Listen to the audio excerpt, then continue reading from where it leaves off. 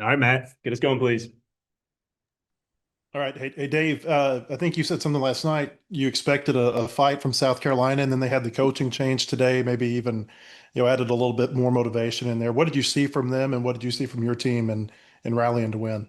Yeah, for them, I saw a lot of fight, and they were into it, making a lot of noise over there from the very first pitch of the game, and just trying to motivate each other, obviously, and they were trying to do everything they could to get a win, and we knew what we were in for.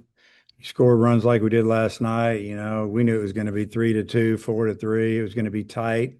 It's just the way the game works, it seems like. They had a good pitcher going, and then they had Valentin in the bullpen. So we knew runs were going to be hard to get. But just for my team, I just felt like that we just hung in there and you know, finally took advantage of a mistake, a walk and then a throwing error there at the end. It was a tough play, long throw, fast runner. And we tied it up, and then obviously we get the big hit, from Pompey to lead off the top of the 10th, and Souza lays down a great bunt, and but you look at what our pitchers did. I mean, Dietz had a great outing. I wish we'd have scored 10 runs for him, but that's what happens. And then Gibbler, makes one mistake the very first pitch he threw. He hung a breaking ball to a lefty who was kind of sitting on. He clubbed it off the fence. So. Yeah, but just a really good win for us. Pompey had struck out 3 times before he had that hit for you. What did you see from him in those first few at bats, and maybe what changed in the last? I don't know. I mean, I don't know if there was a big time change. He just, he'd seen the pitcher before, and he got him. I think it was a changeup, and hooked it down the line. It was, not down and away. And I think the pitch before the double was a really good take, and he got a better pitch, and did what we needed him to do, find a way to get on. And then obviously Souza laid down that beautiful bunt. You had something set up. I think sixth, seventh inning. Micah got on leadoff base runner. They called the force play slide on a play there at second. What's the explanation there? Because it seems like it's kind of an odd call. Yeah, I think it was super odd. They make that call back in Birmingham, and uh, I don't know. In this case, it was good to just see it on replay. I mean, what's a runner supposed to do? He dove head first into the base. The runner was coming at him from his right. He tried to slide a little bit to the left. He went over the bag, which is fine. You can slide through the bag if on a regular double play, just as long as you stay down. I really don't get it. What was explained to me was it was the rule, the book rule. I don't know, man. That's somebody's going to have to really tell me how that makes any sense at all.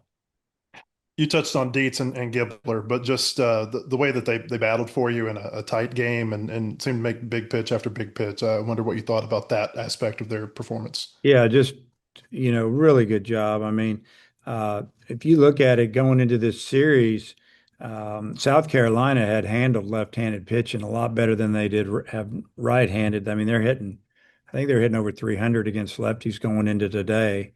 And we knew that, but we felt like we didn't have your average Joe lefty going either. We got a guy with some really good stuff, and they lined a bunch of those right-handed hitters up and had a couple lefties down towards the bottom or a switch hitter, and I think they had left switch left at the end with 6 righties before that, and I thought both of our left-handers just did a great job manipulating that lineup and doing a great job of getting those guys out. I've got a couple more, Kyle, but I'll let Kyle go. Kyle, go ahead. Appreciate it. Coach, I was just going to continue about Pompey. Both he and Souza went 1 for 4 today, but they've been really clutch in the 8-9 hole the last week. So just kind of talk about how consistent they've been, particularly over the past week, and then getting those big moments in the 10th today. Yeah, you go back to last weekend against Mississippi State.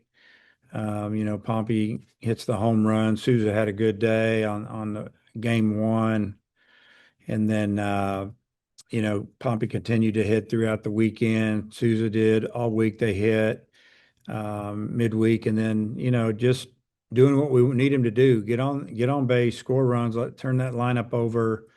They both have power. They both can run. So, they're not your average 8 and 9 hole hitters. And what I mean by that is they could hit second and third or wherever we wanted to put them, but it just makes our lineup longer and deeper. That's what we were trying to do with this. And Matt, back to you. Okay. Hey, whenever you and LSU were going at it, when Manaria was there, you guys seemed like you had a lot of respect for each other. I just wonder what you think about his resigning and his career ending today. Yeah, and I don't know any of the details. I don't know if he resigned, he got fired, they just came to an agreement, there's buyout. I have no idea.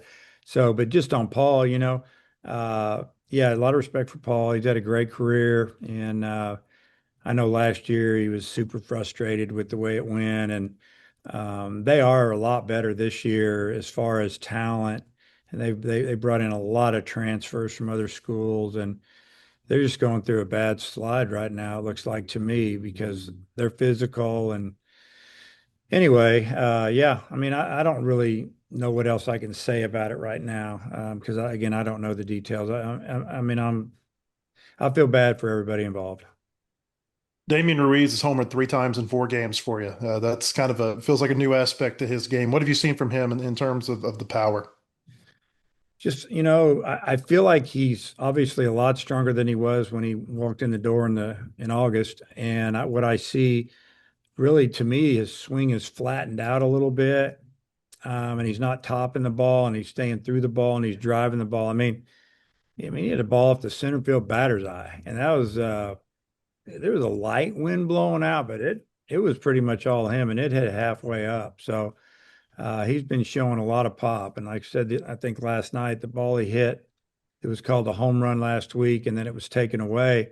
That was against about a 20-mile-an-hour wind that would have been an opposite field home run up on the porch. So really good for him, good for us. Obviously, he can steal a bag and he can hit a single, but now he can hit a homer. So that's a good thing. All right. Thank you. Coach, thanks for your time. Okay. See you guys.